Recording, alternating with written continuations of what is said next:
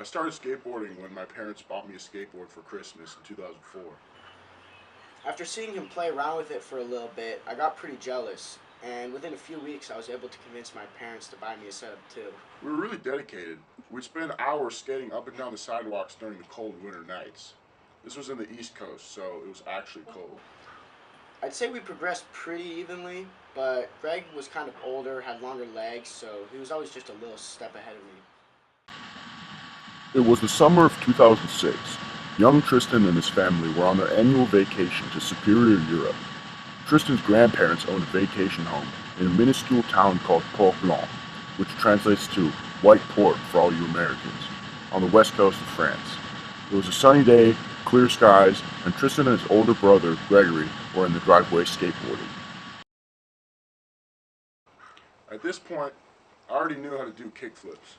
When we started skating, Tris would always focus on other things, like hitting big drops.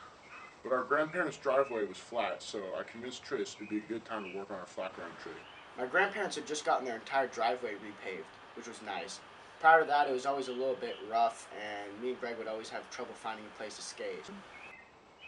Interesting. I don't actually remember that detail. Yeah, anyways, I'd sort of been trying kickflips for a while, but I never really put myself to it. Yeah, so at that point, I decided I was going to try to land a kickflip.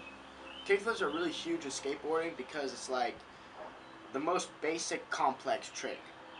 It's basically a gateway to tons of other tricks. Once you get the kickflip down, all these other tricks are in reach. For any skateboarder, learning the kickflip is really monumental.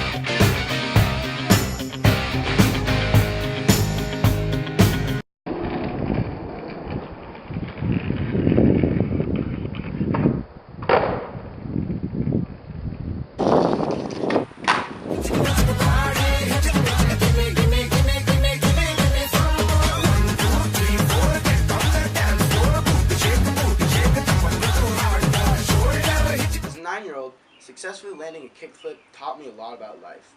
I learned about perseverance, determination, and willpower. During all those attempts, there were many times where I just wanted to give up and go have a juice box. There were many times where I was almost brought to tears from hitting my shins and ankles.